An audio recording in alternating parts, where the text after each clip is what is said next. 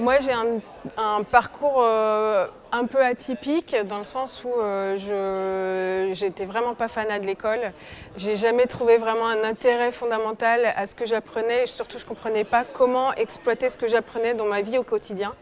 Donc du coup, quand je suis sortie du bac que j'ai obtenu Râles-Pâquerettes, j'ai fait un BTS, donc 2 années d'études courtes, histoire d'avoir un premier bagage de base. Et une fois que j'ai terminé mon BTS, je suis partie à Montréal pour vivre une expérience personnelle et un peu professionnelle, mais qui m'a servi plus d'excuse pour partir qu'autre chose. Et j'ai commencé à travailler vers 20-21 ans, donc très tôt.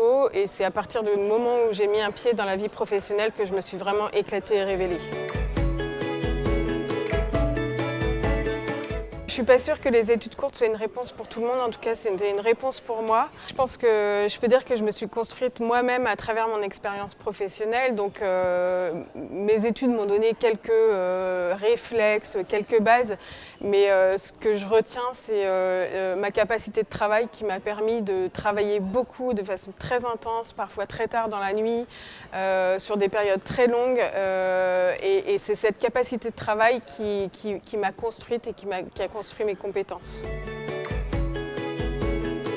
Si je dois donner un conseil aux jeunes qui sont soit en échec scolaire, soit un peu en difficulté, ou qui n'ont pas une vision claire de leur avenir, c'est vraiment de croire en eux, de ne pas se dire qu'ils peuvent être inutiles dans la société. Tout le monde a un rôle à jouer, tout le monde a des capacités. Donc parfois les capacités, on n'en a pas forcément conscience parce qu'elles ont été peut-être annihilées par notre environnement à l'école ou notre environnement familial. Et à partir du moment où vous connaissez bien, vous pouvez construire vraiment une expérience solide et passionnante.